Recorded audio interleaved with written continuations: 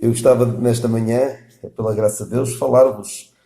Vou mudar um bocadinho o tema, porque o tema da última vez falei sobre as alterações climáticas e que sobre como o mundo nos tenta vender uma maneira de pensar completamente contrário aos princípios da palavra de Deus. Claro que nós precisamos estar a ter cuidado com as alterações climáticas, não vamos ser desprezar isso, não vamos ignorar os perigos, mas o mundo vende-nos uma ideia completamente antibíblica como a solução para esse problema. E o problema maior da humanidade não são as alterações climáticas. Nós não precisamos nos reconciliar com o meio ambiente e com a Terra. A urgência máxima do ser humano é reconciliar-se com Deus, por meio do Senhor Jesus Cristo. Mas vou mudar o tema, foi assim um bocadinho diferente da linha que eu estava a seguir nos últimos tempos. E se provavelmente recordarão, que nos últimos meses tenho-vos falado de alguns ilustres desconhecidos e alguns mais conhecidos cooperadores de Paulo. Falei-vos. Quem é que se lembra de algum cooperador de Paulo de quem eu vos falei? O Amadeu fica para o fim. Se calhar não se lembra de nenhum também. Não, mas alguém se lembra, podem dizer alto, se lembram de algum dos cooperadores de Paulo de quem eu falei aqui? Uns poucos, sim. Mas pode dizer, Amadeu. Tíquico, sim. Onesíforo, que é muito importante e é muito pouco conhecido. Onesíforo. Se não ouviram essa mensagem, eu tenho eu sempre que prego uma mensagem eu coloco no YouTube e se procurarem no YouTube Onesíforo não vai aparecer assim muitas mensagens sobre Onesíforo. Por isso, provavelmente a minha exposição, a minha meditação sobre Onesíforo que fiz aqui, também fiz noutras igrejas, provavelmente surgirá, a não ser que o algoritmo do YouTube ponha os meus vídeos muito cá para baixo. Ora bem, falei de Onesíforo, eu penso que sei a ordem. Falei de Tíquico, Epafrodito, Epáfras, Onesíforo, falei de Marcos, falei de Barnabé, que Barnabé e Marcos são bem mais conhecidos, de facto, e penso que foram esses só. E agora, hoje quero falar-vos de Trófimo. Trófimo, que é outro cooperador de Paulo pouco conhecido. Há uma passagem particularmente bastante conhecida e eu provavelmente irei deter-me um pouco mais nessa passagem, porque é muito importante que nós percebamos o que Deus pretende de nós, o que Deus anda a fazer neste mundo. Precisamos de perceber o que o inimigo das nossas almas anda a fazer, como é que ele age, mas precisamos também de perceber o que é que Deus pretende de nós. O que é que nós podemos esperar de Deus? Porque um grande erro na cristandade é que esperam de Deus coisas que Ele não promete. Ou esperam de Deus coisas que Ele prometeu, mas não a nós. E é um grande erro, é uma grande tragédia da cristandade, e não só da cristandade, da humanidade em geral, espera de Deus coisas que Ele não promete. Por exemplo, uma frase típica, uma atitude típica de algumas pessoas que se revoltam contra Deus é: porque é que Deus levou a minha mãe, ou o meu pai, ou o meu filho? Porque é que Deus permitiu que isto acontecesse? Ele não pode existir. Como é que é possível ele desistir se permitiu que isto viesse à minha vida? Ou como é que podes acreditar em Deus? Olha, tu acreditas em Deus e Ele permitiu que tu ficasses desempregado, que tu ficasses com essa doença, que tu perdesses um familiar. E vamos tentar perceber. É importante que percebamos. Paulo custou a perceber, e a nós também poderá custar a perceber como é que Deus age, o que é que Deus quer fazer nas nossas vidas. E então, eu vou falar-vos sobre o Trófimo. Se procurarem numa concordância numa Bíblia no telemóvel, normalmente dá para fazer isso. Se procurarem por Trófimo, aparecem três passagens. Há uma delas, qual é? Deixei Trófimo doente em Mileto. Erasto ficou em Corinto e Trófimo deixei Trófimo doente em Mileto. Que é uma passagem importante. Ele deixou o Trófimo doente em Mileto. E é extraordinário. Eu espero não me esquecer na altura de falar disto. Reparem como Paulo poderia ter dito, quando fala de Trófimo e que deixou-o em Mileto, reparem, ele diz: Erasto ficou em Corinto e deixei Trófimo em Mileto. Bastava isto. Não era mentira, Paulo. Porquê é que tu precisas de estar a mostrar fragilidades de forma desnecessária? Se fosse eu com certeza que não diria isso. Olha, o tráfego ficou em Mileto. Não conseguiu acompanhar-me, não quis acompanhar-me mais na viagem. Ou dizer só ficou em Mileto. Tal, serás que ficou em Corinto, porque é que o tráfego não ficou em Mileto? Porque é que Paulo teve de dizer que ficou doente? Vamos ver porque é que ele... E o facto de ele dizer que ficou doente é muito importante. Uma palavrinha só. Então, onde é que nós vamos pela primeira vez Trófimo? Atos 20. Atos 20. Eu já falei desta passagem, porque nesta passagem, Atos 24, aparece também o nome de outra pessoa de quem eu já falei, que é o Tíquico. Atos 20. Atos 20. Então, isto é depois de Paulo sair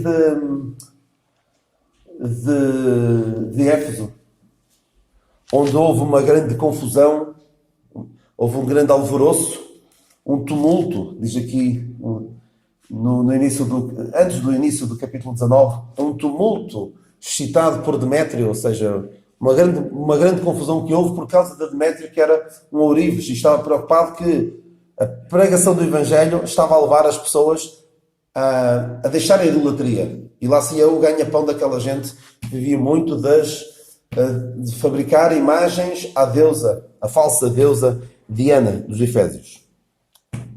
Então, lemos a partir do versículo 1, de capítulo 20, assim. E depois que cessou o alvoroço, Paulo chamou a si os discípulos e, abraçando-os, saiu para a Macedónia. E, havendo andado por aquelas terras, e exortando-os com muitas palavras, veio à Grécia. E, passando ali 3 meses, e sendo pelos judeus postas ciladas, como tivesse de navegar para a Síria, determinou voltar pela Macedónia. E acompanhou até a Ásia Sópater de Bereia, e os de Tessalónica, Aristarco e Segundo, e Gaio de Derbe e Timóteo, e os da Ásia, Tíquico e Trófimo. Estes, indo adiante, nos esperaram em Troas. Então, houve aqui uma situação muito complicada. Paulo estava sistematicamente em perigo de vida, porque havia pessoas que o queriam matar. Nós vemos mais tarde que houve alguns judeus que fizeram voto de não comer enquanto não o matassem. E Paulo não tinha grande jeito para agradar às pessoas. Atenção, ele apesar de se fazer tudo para com todos para ganhar alguns, tentava sempre arranjar algum ponto de contato com as pessoas para lhes poder expor o Evangelho. Por isso ele diz, fiz-me tudo para com todos. Ele também não andava a agradar aos homens. Ele diz isso em Gálatas 1, procurou agradar a Deus ou aos homens. Se estivesse ainda agradando aos homens, não seria servo de Cristo. Por isso a mensagem que ele pregava realmente causava uma certa rejeição naqueles que eram os seus adversários e queriam de facto fazer-lhe mal. E neste caso nós vemos ali, sendo postas pelos judeus ciladas, e como tivesse de navegar para a Síria, determinou voltar pela Macedónia. O que eu percebo daqui é que estes que o acompanharam fizeram o seguinte: fizeram de conta que Paulo ia de barco para a Síria e eles embarcaram no barco. Só que Paulo, e parece Lucas, porque Lucas, a partir daqui é que começamos a ver Lucas a fazer o relato na primeira pessoa. Se virem aqui, estes, indo adiante, nos esperaram em Troas. Ou seja, Lucas, o autor do livro de Atos, terá começado a acompanhar Paulo a partir daqui. É o que alguns entendem e parece-me fazer sentido. Então, alguns foram, fazendo de conta que Paulo ia com eles, foram de barco para a Síria, mas Paulo foi por outro caminho para a Macedónia. Por isso diz, estes, indo adiante, nos esperaram em Troas. O que é certo é que este homem, seja como for, estes homens que aqui vemos, Sópater, Aristarco, Segundo, Gaio, Timóteo, Tíquico e Trófimo, puseram-se mesmo, atravessaram-se à frente para sofrer dano por causa de Paulo. Eles amavam Paulo. Eles percebiam que Paulo, não Paulo, mas aquilo que ele representava, o Evangelho da graça de Deus que Paulo pregava, era o mais importante nas suas vidas. O seu bem-estar, as suas prioridades pessoais estavam em segundo lugar. E nem de propósito, há aqui uma pessoa que se chama Chama como? Segundo. É engraçado que da palavra de Deus nós temos pessoas com nomes. Porque se calhar os pais, eu não sei se seria exatamente assim, mas o primeiro filho teria um certo nome, mas alguns ficavam sem grandes ideias para nomes e começavam a dar nome segundo, terceiro, quarto, por aí fora. E há de facto, na palavra de Deus, nós vemos cooperadores de Paulo, um que se chama segundo, há outro que se chama quarto, não é? O irmão quarto, acho que é em Romanos que fala, e também há o irmão terceiro. Esta aqui não é tão fácil de encontrar, mas é. É o Tércio, exatamente. O que escreveu a epístola, que escreveu não, redigiu, sendo Paulo a ditar, a epístola aos Romanos chamava-se Tércio, ou seja, terceiro. Provavelmente seria o terceiro filho. E os pais chamaram Tércio.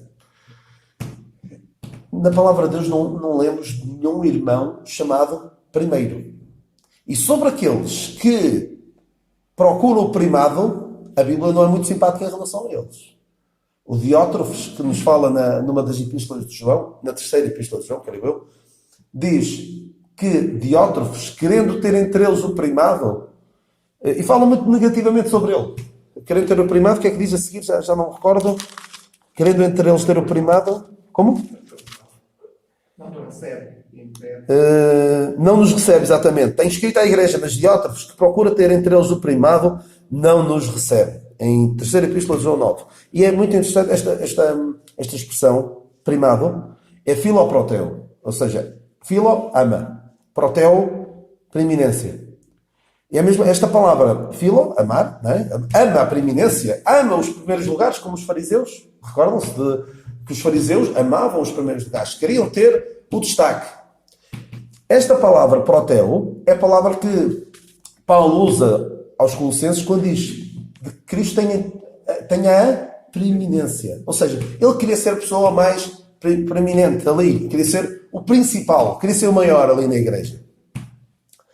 E a igreja não precisa de pessoas que queiram ser os primeiros. Precisa de pessoas que queiram ser os segundos e os terceiros. Precisa de pessoas assim, precisa de pessoas como estes homens que arriscaram as suas vidas. Porquê? Porque se os judeus achavam que Paulo ia ali no meio deles, mas Paulo não ia, creio eu, foi às escondidas com Lucas por outro caminho, foi pela Macedónia, foi por outro caminho, foi por terra, provavelmente, enquanto eles foram de barco. Eles puseram a sua vida em risco. Podiam ser atacados para tentar matar Paulo. Eles mostraram aqui claramente que a sua vida estava em segundo lugar. Mais importante do que a sua vida era a vida de Paulo. Não pela vida de Paulo, mas pela mensagem que ele pregava, pelo ministério que Deus lhe tinha confiado. Mas podemos pensar que Paulo, a sua prioridade era salvar a sua vida. O que interessa é a minha vida. Eu tenho de proteger. Morra quem morrer, eu tenho de sobreviver. Quase como no jogo de xadrez. O que é importante é salvar o rei. Se morrerem todas as outras peças, desde que o rei se sabe, é o que interessa e ganha o jogo. Mas Paulo não pensava assim. Nesta mesma página, pelo menos na minha Bíblia, é assim. Paulo, depois deste episódio, chega a Mileto, por acaso, onde deixou mais tarde o Trófimo doente, que fica perto de Éfeso, fica ali na zona da Ásia. Já agora, o Tíquico, só por curiosidade, o Trófimo, desculpa, era de Éfeso. Era de Éfeso, porque nós lemos mais tarde que ele era de Éfeso. Provavelmente ter-se-á convertido numa das passagens de Paulo por Éfeso. Paulo passou 2 vezes por Éfeso, em Atos 18 e em Atos 19. Ter-se-á convertido ali. Não sabemos ao certo se os pais seriam crentes ou não, mas provavelmente não, porque o Evangelho provavelmente não tinha chegado a Éfeso antes de Paulo. Não sabemos ao certo quando é que ele será convertido. E o nome dele significa nutritivo, ou seja, aquele que alimenta. E de facto foi uma pessoa que alimentou os outros em detrimento do seu próprio bem-estar. Ou seja, sacrificava-se para poder dar aos outros.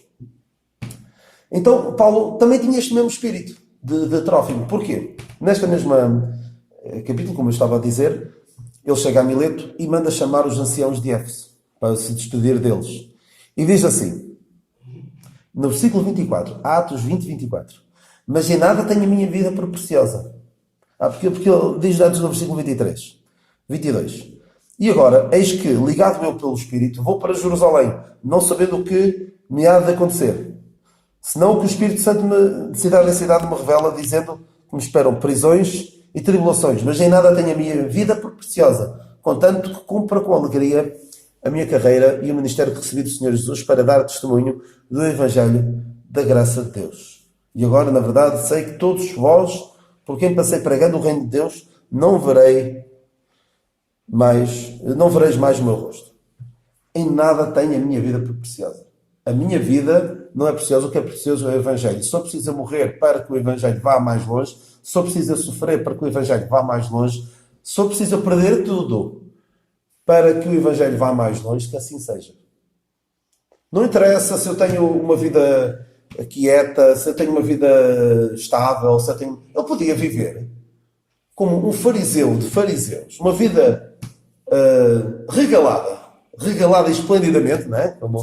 Como o rico, não é? E partir perdido. Podia ter optado por uma vida acessível a muito poucos.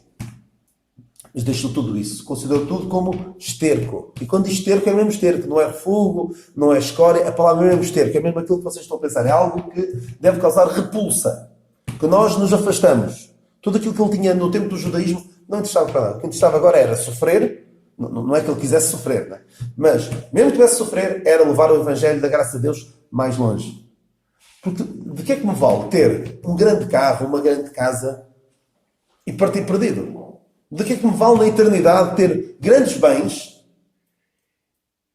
e não ter usado aquilo que eu tinha para o progresso da obra de Deus, para que mais pessoas viessem ao conhecimento de Cristo? De que é que me vale investir muito em ter mais dinheiro, mais bens e não estar a direcionar as minhas energias, o meu tempo, as minhas capacidades, o meu dinheiro para o progresso da obra de Deus? Isto fica cá tudo. Eu digo a brincar, isto vai ficar tudo para as testemunhas de Jeová, não é? Eu digo isto, claro que não ficará para eles, que infelizmente vivem no erro, mas não vai ficar para nós, isto vai ficar cá. Temos de nos preocupar, que era o que movia estes homens, era pensar mais à frente. É caso para pensar, tu tens a tua visão tão curta que tu só consegues enxergar a 10, 20, 30 anos.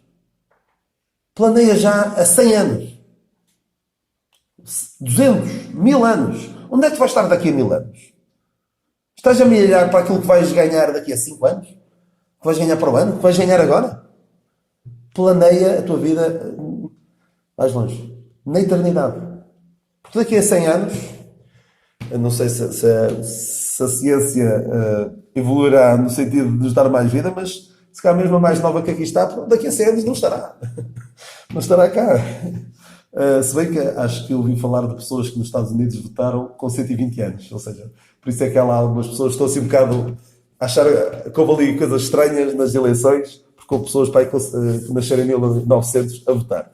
Portanto, se calhar há pessoas a viver assim tanto tempo, mas provavelmente é os cadernos eleitorais que não estão bem atualizados e então há pessoas que acabam por votar assim com uma idade mais avançada. Se votar, entre aspas, não é? Mas daqui a 100 anos ninguém vai estar cá. Nenhum de nós dificilmente estará cá.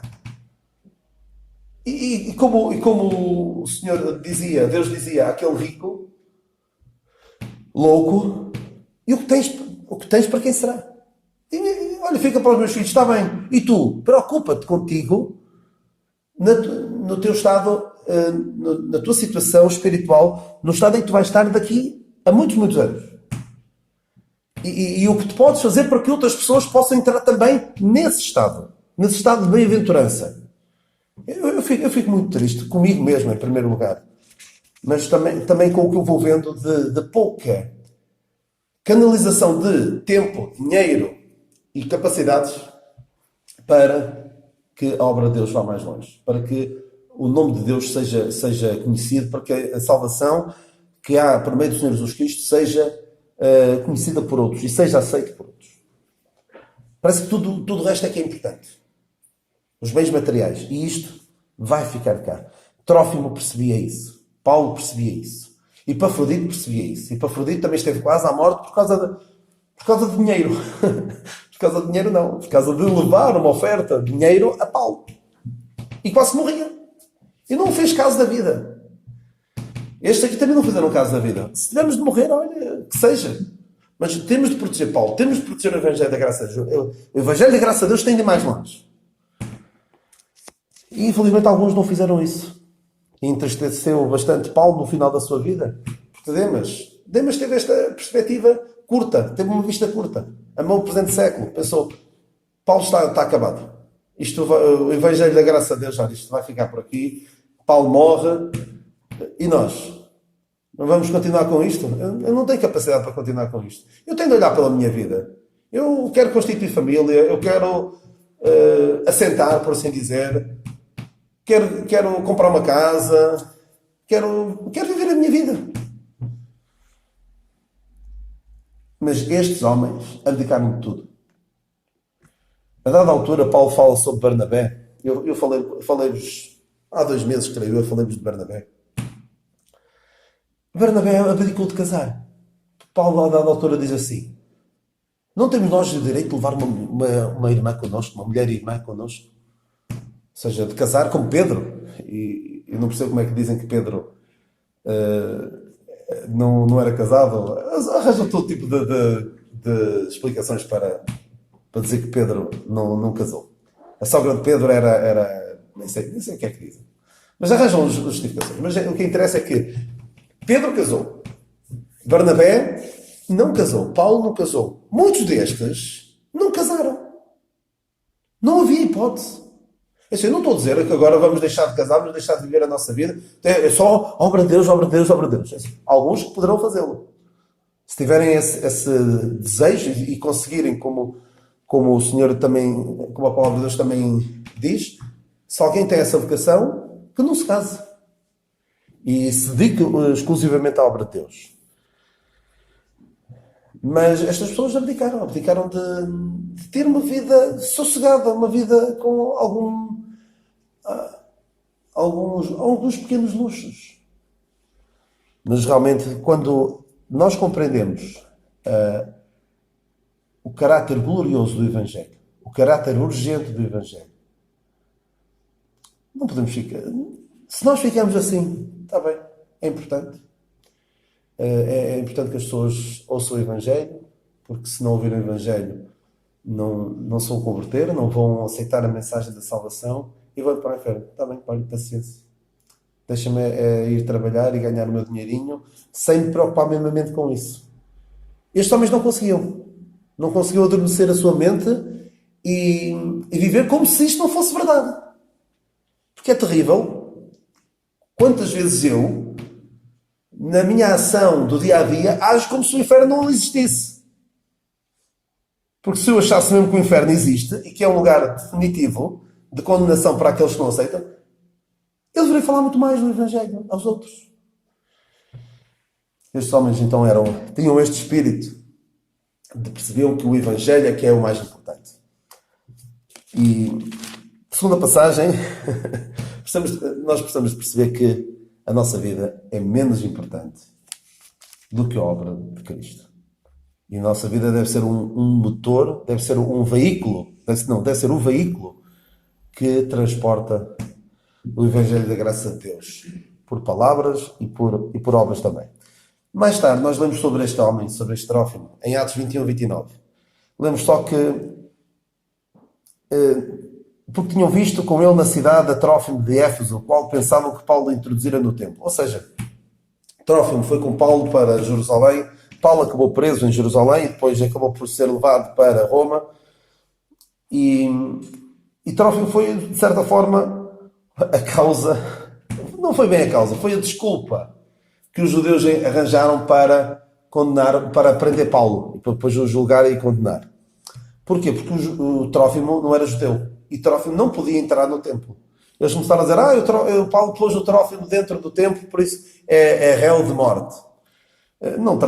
Paulo certamente não fez isso, mas vemos aqui como o inimigo usa os nossos amigos, pode usar os nossos amigos para não é virar contra nós, para usar um pretexto para nos atacar. Mas vemos aqui também, importante, que Trófimo continuou com Paulo, mesmo quando a luta ficou mais acesa, mesmo quando era difícil estar com Paulo, vemos aqui o Trófimo a continuar com ele. Não vemos o Trófimo a fazer o que anos antes Marcos tinha feito. Isto não é para mim. Voltou para casa, para um lugar mais descansado, mais seguro. Atenção que Marcos depois fez exatamente o contrário. Andou com Paulo quando era difícil estar com Paulo. Mas aqui, Trófimo continuou com ele.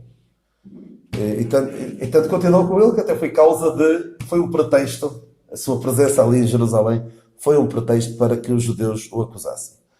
Também vemos aqui também o Trófimo como alguém que continuou com Paulo mesmo quando a caminhada era difícil. E vemos alguns que continuaram com Paulo no fim. Já vos falei de Onesíforo, continuava com Paulo. Era difícil estar com Paulo, era mau ser identificado com Paulo, mas ele continuava, o Onesíforo continuava. E há certas pessoas que realmente são um exemplo para nós, e tanto como eu disse na altura, Paulo usa Onesíforo, o exemplo de Onesíforo, para espicaçar, para motivar Timóteo. Timóteo, identifica-te comigo, não tenhas vergonha de mim, não tenhas vergonhas do Evangelho, não tenhas vergonhas de mim. E por fim nós lemos aqui 1 Timóteo 4:20, 2 Timóteo 4:20, Erasto ficou em Corinto e deixei Trófimo doente em Mileto. Vemos aqui que também provavelmente esta passagem pode indicar-nos que Paulo terá sido solto, terá sido preso 2 vezes em Roma, porque senão não conseguimos perceber quando é que ele deixou Trófimo doente em Mileto. Porque o Trófimo estava com ele em Jerusalém, não é? Paulo foi preso e depois vemos a viagem dele até Roma. Como é que Paulo pode ter deixado Trófimo doente em Mileto se o que aconteceu foi só o que estiver relatado em Atos? É possível que Paulo tenha sido solto e depois preso novamente. Há quem defenda essa teoria e faz algum sentido que a prisão que nós lemos ali no final de Atos 28, Paulo em Roma, e depois a prisão de Paulo aqui em 2 Timóteo não terá sido a mesma. Paulo terá sido solto durante algum tempo, o que ajuda a encaixar alguns acontecimentos que nós vemos relatados em algumas epístolas, nomeadamente este. Mas o que interessa é que Paulo deixou Trófimo em Mileto. E vemos aqui como Paulo não tem problemas em mostrar a sua fragilidade. Paulo põe-se a jeito para que falem mal dele. Paulo podia meramente ter dito: acabei o combate, combati o bom combate, acabei a carreira e guardei a fé. Podia ter dito só isto. Podia ter dito: deixei Trófimo em Mileto. Podia ter dito, em relação a Epafrodito, que ele esteve quase à morte, mas eu impus-lhe as minhas mãos sobre ele e o curei. E ele ficou restaurado da sua doença. Não disse isso. Diz só: o Senhor se apiedou dele. Nós lemos ainda em... Ou seja, o que é que isto indica? Paulo deixou de poder curar. Paulo, houve uma altura em que já não conseguia curar como antes. E nós vemos ainda em Atos 19, em Éfeso, eu falei-vos ainda há bocadinho da passagem de Paulo por Éfeso, depois houve aquele tumulto causado por Demétrio, o Ourives.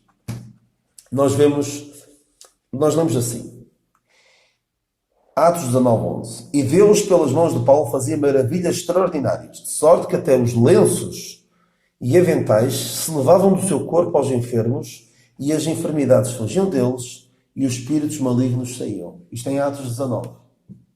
Atos 19, e nós lemos ainda em Malta, quando Paulo naufraga, Paulo cura o pai de Públio. Consegue curar o pai de Públio, que era o governador da ilha de Malta. Então, mesmo aí, Paulo ainda conseguia curar. Mas depois disso, não temos mais nenhuma referência a curas. Não há mais nenhuma cura depois daquela. Há ainda aquele milagre em que ele é picado por uma cobra e as pessoas ficam à espera de que ele morra, mas a partir daí penso que não há mais nenhum milagre. Mas sabe uma coisa interessante? É só um pequeno parênteses. A última referência que é feita a Paulo batizar alguém, porque alguns dizem, o batismo está em vigor e tal. A última referência que é feita em Atos 18:8. Em Atos 18:8, Paulo batiza alguns crentes em Corinto, Crispo, e muitos dos coríntios creram e foram batizados. Atos 18:8. Última vez que temos uma referência a batismo. E depois disso, Paulo ainda cura, expulsa demónios, é picado por uma cobra. Então, que argumento é que alguém pode dizer para as curas não estão em vigor, mas o batismo está? Paulo não batizou mais. Porque dizia assim, mas Paulo batizou ou não batizou? E pode ser, Paulo curou ou não curou? Paulo expulsou demónios, não expulsou? Depois de ter batizado a última referência que há a batizar. E depois de Paulo dizer que se alega por ter batizado a poucos, lá em Corinto. Mas é só um pequeno à parte. Então, nós lemos que Paulo conseguia curar pessoas. Até lenços e aventais, ou seja, ele curava à distância. Lenços, ele tocava num lenço, o lenço ia para alguém e esse lenço curava a pessoa. Extraordinário. Maravilhas extraordinárias. E depois, como é que nós percebemos que Paulo tenha deixado Trófimo doente em Mileto? Perante a doença de Onesíforo, o que é que ele pôde fazer? Foi só, o Senhor se apiadou dele? Certamente terá orado. O Senhor o confortasse, cuidasse dele. Como? Eu disse quem? Onesíforo. Obrigado. Epafrodito se apiadou dele. E mesmo Onesíforo parece que morreu. Ou seja, Paulo também não pôde fazer grande coisa por Onesíforo. Se calhar Onesíforo, não sei o que é que lhe terá acontecido, mas Paulo não conseguiu curar toda a gente. Antes, conseguia curar quem queria. Quem queria. E não é, tinha fé. O coxo à beira do templo tinha fé de que lhe iam dar alguma coisa. No entanto, foi curado. Portanto, essa história de, é preciso ter fé, só envergonha o Evangelho da Graça de Deus. Só traz descrédito à obra de Deus. Aquelas pessoas que dizem, venham para ser curados. Nós nunca lemos isso na palavra de Deus. Venham para ser curados. E depois não curam. Depois não curam porque... E porquê? Porquê que também a cura deixou de ser um propósito de Deus? Porque Deus estava a mostrar que o mais importante não é o físico. Como eu já vos procurei mostrar pelo exemplo de Trófimo. Não é o físico que é o mais importante. O mais importante é o espiritual. É claro que eu quero viver com saúde. Eu não vou ser ingênuo. Eu não vou ser hipócrita e dizer que eu não quero lá saber ter saúde. Eu quero estar bem espiritualmente. É o mais importante estar bem espiritualmente. Mas claro, nós queremos ter saúde. Queremos estar bem. E custa-nos passar pelas dificuldades, custa-nos passar pelas doenças. E nós oramos quando estamos mal. Mas temos de perceber que Paulo percebeu. Paulo acabou por perceber isso. Eu costumo dizer assim. Nós lemos da palavra de Deus Paulo a orar por cura física. Conseguem encontrar alguma referência a que Paulo tenha orado por cura física? Eu consigo. Paulo orou 3 vezes. 3 vezes que orou. Em 2 Coríntios 12, não é? Tinha um espinho na carne e orou 3 vezes ao Senhor. E o Senhor disse, a minha graça te basta. E Paulo, a partir daí, percebeu a lição. Percebeu que o poder de Deus se aperfeiçoa na nossa fraqueza.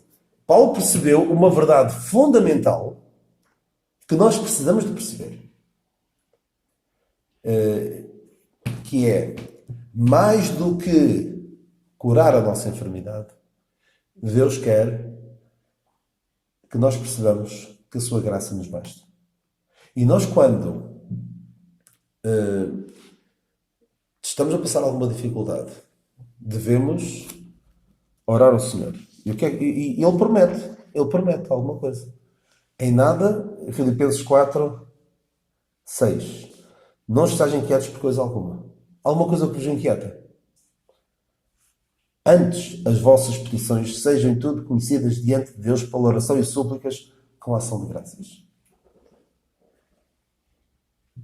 levemos ao Senhor aquilo que nos apoquenta, as dificuldades pelas quais nós estamos a passar, o que nos está a transtornar, a deixar-nos sem alegria de viver. A solução qual é? Levar as coisas ao Senhor, aos pés do Senhor. Deixa os cuidados ao pé da cruz. Certo, Jesus está, não é? Mas agora é preciso perceber o que é que diz o versículo seguinte. O versículo seguinte não diz: e o Senhor fará aquilo que vocês desejam. E o vosso desejo será cumprido. O desejo das vossas almas será cumprido. Atenção que muitas vezes o desejo da nossa alma, o Senhor deixar que o desejo da nossa alma seja cumprido, pode ser mau para nós. Deus satisfez o seu pedido, mas enviou fraqueza às suas almas. Lembram-se do povo de Israel? Queria carne? Queremos carne, temos fome, queremos carne. E o Senhor mandou-lhes carne, mas foi para a desgraça deles. O rei Ezequias, o Senhor disse que ele ia morrer, pediu que o Senhor o poupasse. E Deus deu-lhe mais 15 anos de vida. Foi uma desgraça. Os anos que se seguiram. Teve um filho, que foi uma tragédia para Israel. Teve um filho Manassés, que foi uma tragédia para Israel. O pior rei de Israel. Um rei que chegou a sacrificar aos ídolos os próprios filhos. E também, nesses 15 anos, o rei Ezequias abriu o seu palácio, todos os segredos do seu reino, ao rei da Babilónia, que era um reino que ele nem conhecia de lado nenhum, e que depois veio a ser um grande império, e graças a isso, anos mais tarde, Jerusalém foi conquistada. Ou seja, satisfazer o pedido, o nosso pedido, aquilo que nós queremos, pode ser uma desgraça. Por isso, cuidado, costuma dizer, cuidado com o que pedes, pode cumprir-se. Atenção, eu se tiver um filho doente, eu espero ter a lucidez para orar como em tempos orava o meu sogro, sobre o Simão. Senhor, tu sabes que eu quero que ele fique bem, mas tu, Senhor, ele está nas tuas mãos. E é isto que estamos a falar de alguém que tinha muito pouco conhecimento. Mas a nossa oração, Senhor, salva-me, Senhor, cura-me. Nós não temos essa promessa. E é terrível quando nós dizemos, o Senhor vai cuidar. E é verdade que Ele cuida. Eu não estou a dizer que é terrível dizer que o Senhor vai cuidar, porque Ele cuida, atenção. Mas é terrível quando nós criamos nas pessoas a expectativa de que, perante uma doença, Deus vai cuidar, Deus vai curá-lo, Deus vai tirar-lhe aquela enfermidade. Nós não temos essa promessa. Temos a promessa de que Deus vai confortar. O que é que diz? E a paz de Deus, que excede todo o entendimento, guardará os vossos corações e os vossos sentimentos em Cristo Jesus. Paulo também diz a Timóteo, bebe um bocado de vinho, por causa das suas frequentes enfermidades. Paulo podia ter enviado um lenço abençoado para curar Timóteo. Não mandou nada. Nós precisamos de perceber isto, perceber o que é que Deus anda a fazer. Precisamos de ter uma visão correta dos propósitos de Deus. Precisamos de ter uma visão correta do que é essencial, do que é importante na vida, do que realmente tem valor eterno. Porque senão andamos aqui uma vida inteira e não percebemos verdadeiramente o que é a vida cristã, o que é saber viver com o sofrimento. Atenção, eu não desejo sofrer, eu não desejo uma doença. Eu costumo dizer que há aquela expressão, não é? Que se a vida te dá um limão, faz uma limonada. Eu costumo dizer, a frase não é minha, costumo dizer que a vida me tem dado limonada. Ou seja, não tem sido amarga, como para alguns. Apesar de estar perto de uma situação difícil pela qual os meus sogros estão a passar, com o Simão, e o Simão principalmente, e que também me preocupa, também me deixa ansioso, também me deixa triste pela situação pela qual está a passar. Mas a vida, de modo geral, não tem sido amarga para mim. Claro que pode vir a ser.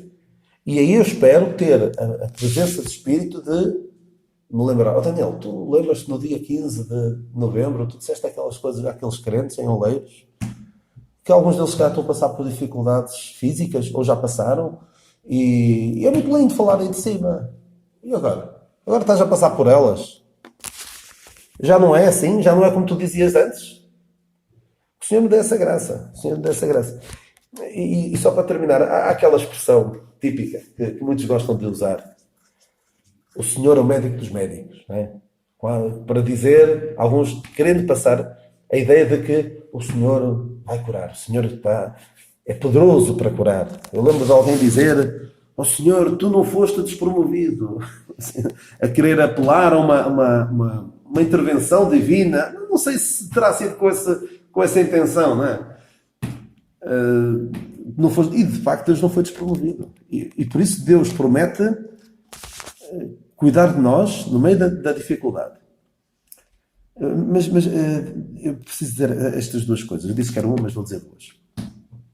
Costuma-se dizer que o Senhor é o médico dos médicos. Então, se o Senhor é o médico dos médicos, nós devíamos tratar com Ele como tratamos com o médico. Quem é que costuma ir ao médico e chega lá e diz: ó Senhor Doutor, ou como o tratarem, eu tenho este problema, receite-me isto. Acham que ele vai gostar? Provavelmente, de certeza que não. Quando nós vamos ao médico, procuramos que ele faça o diagnóstico, ou dizemos o que é que estamos a sentir, e esperamos que ele nos diga o que é que nós devemos fazer, como é que nós devemos, qual deve ser a nossa ação. Ele é que sabe. E se o Senhor é o médico dos médicos, Ele é que sabe todas as coisas. Ele é que sabe de que propósito é que tem para esta situação difícil pela qual nós estamos a passar. E nós não devemos criar a expectativa de que Deus... Não devemos ter esta expectativa de que Deus vai resolver as coisas da maneira que nós queremos. Porque a promessa de que Deus vai curar, Deus vai dar o desfecho que nós desejamos, isso pode falhar. E falha muitas vezes. E falha em toda a gente. Falha em toda a gente. Porque toda a gente morre. A não ser aqueles que forem arrebatados, todos nós vamos morrer. Portanto, vai haver uma altura, alguns na nossa vida, em que Deus não vai curar. Portanto, a promessa de que Deus cura, Deus resolve o problema da maneira que eu quero, não é sensata. Mas a promessa de que Deus está contigo, tu podes encontrar nele consolação, podes encontrar consolação na sua palavra e através de irmãos que tenham mais tato para falar destas coisas do que eu, provavelmente. Mas precisamos de perceber o que Deus anda a fazer, a forma como Deus age, o que é prioritário nas nossas vidas. Aprendamos, depois, com o exemplo de Trófimo. Aprendeu da pior maneira. Aprendeu a verdade da palavra de Deus da pior maneira. Ninguém quer aprender assim. E se nós podemos aprender antecipadamente que Deus age de uma determinada maneira, estaremos preparados depois. Porque a onda, nós podemos ser acometidos por uma grande onda. E vamos ser acometidos por uma grande onda. Não podemos fazer nada para evitar que a onda venha. A onda da doença, da morte, em último caso, da morte venha. Mas podemos estar preparados para o embate. Podemos estar preparados. Olha, eu sei que isto vem, eu sei que o Senhor está comigo, e que seja, literalmente, seja o que Deus quiser. Que o Senhor nos abençoe e nos ajude a estarmos firmados na sua palavra e perceber o que Ele pretende de cada um de nós.